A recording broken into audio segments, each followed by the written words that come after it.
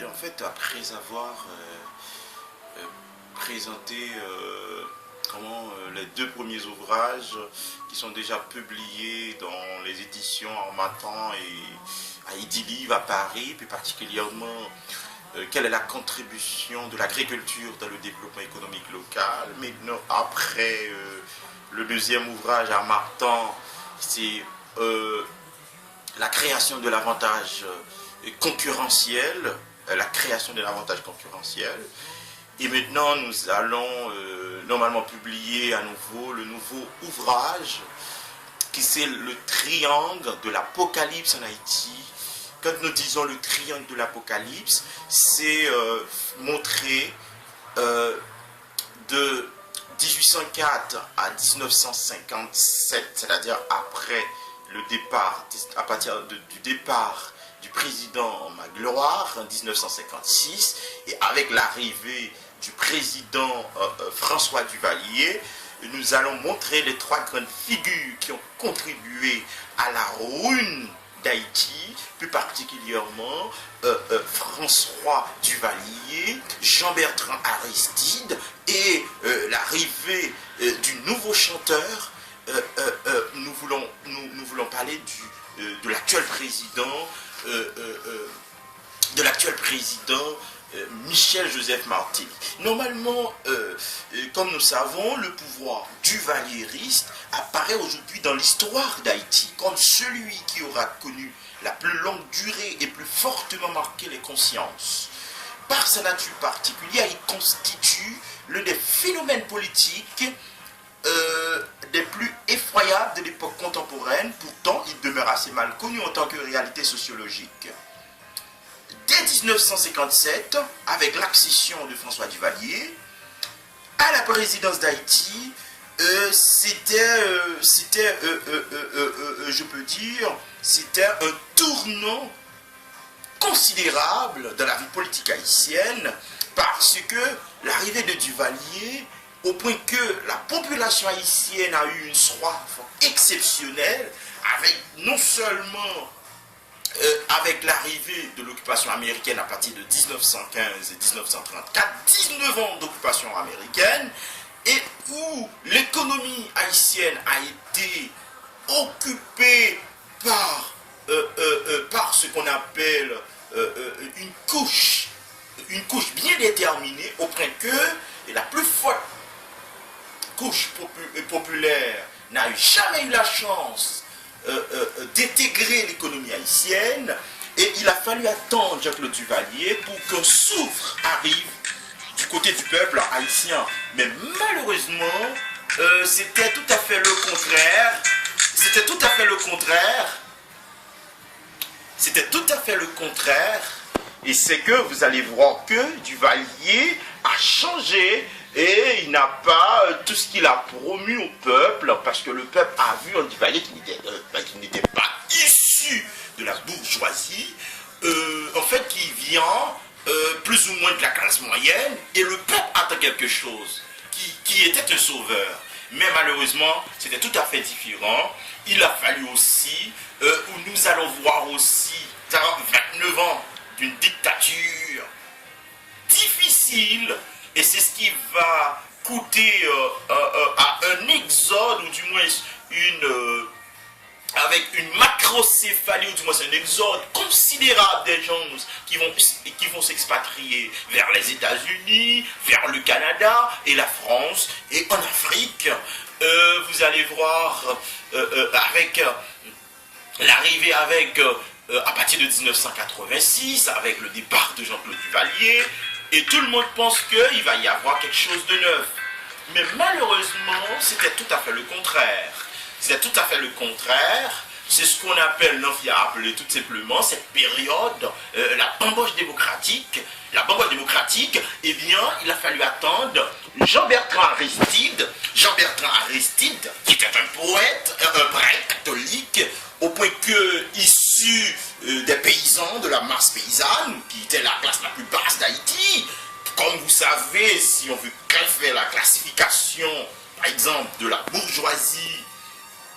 bourgeoisie aux classes moyennes, à la classe prolétarienne et l'on peine prolétarienne, puis la classe paysanne, vous allez voir que M. Aristide Cheprette vient des paysans, vient de la classe paysanne. Vous allez voir que c'était un homme très prometteur, très, au point que l'avenir du peuple était en lui, et il a le discours, un discours populaire, un discours, nuancé, ou du moins un discours accompagné beaucoup de promesses. Et vous allez voir que M. Aristide, qui est né à Port-Salut dans une famille de petits paysans, orphelin de père à l'âge de 3 ans, il est recueilli par les Salésiens, à l'initiative du futur Monseigneur Romilus, un cousin de sa mère. Il suit ses études chez les Salésiens, à Port-au-Prince et au Cap-Haïtien, avant d'accomplir son officiat en dominicaine à la Vega en 1975 et 1976.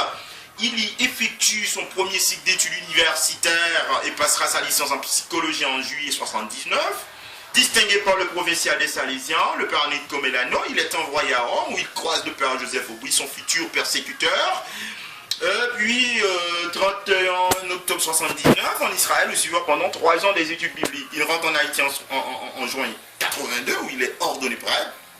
Le 3 juillet par Monseigneur Romilus, il reçoit obédience à la paroisse Saint-Joseph à Port-au-Prince, en même temps que le père Arthur Volel. Aristide fait aussi la peau des miséreux et prêche un message de libération.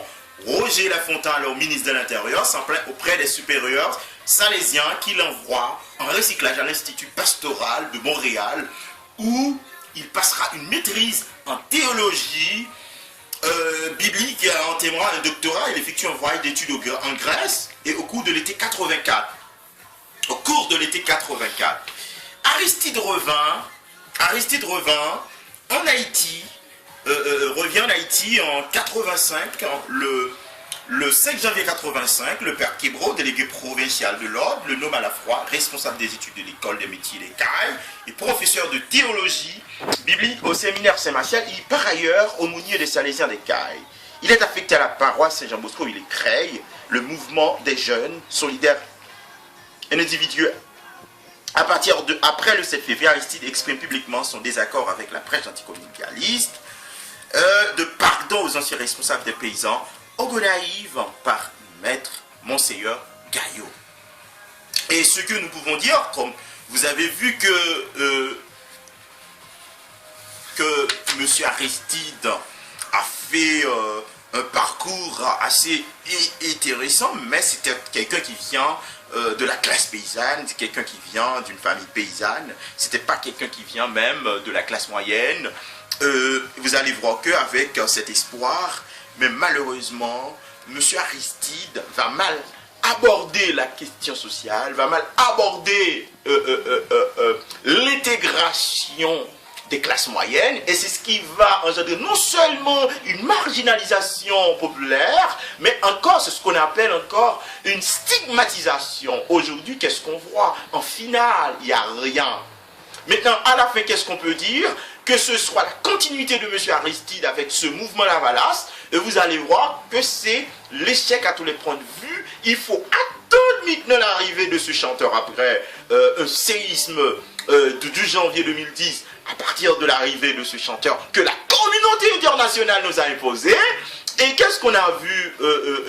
Il a fallu voir l'arrivée de ce monsieur, de chanteur qui a un passé vraiment passé vraiment obscur, mais qui est président quand même en Haïti, où on peut dire que c'est quelque chose, c'est pour la première fois, ce qu'on n'a pas eu la chance de voir même au Sénégal tout dernièrement avec Nkosso.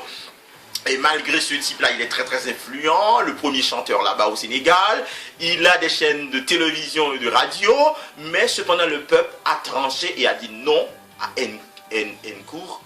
Pourquoi? Parce qu'il n'était pas à la hauteur. Et vous allez voir aussi en Libéria, le grand footballeur qui a œuvré en France, mais c'était tout à fait différent. Vous allez voir, Georges Weah n'a pas pu assister en présence d'une femme comme Joseph, qui vient du monde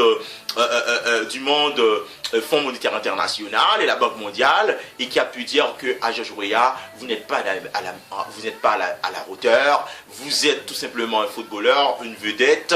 Le monde politique, ça, c'est pas n'importe qui peut venir parce qu'il faut être formé, il faut passer dans un creuset.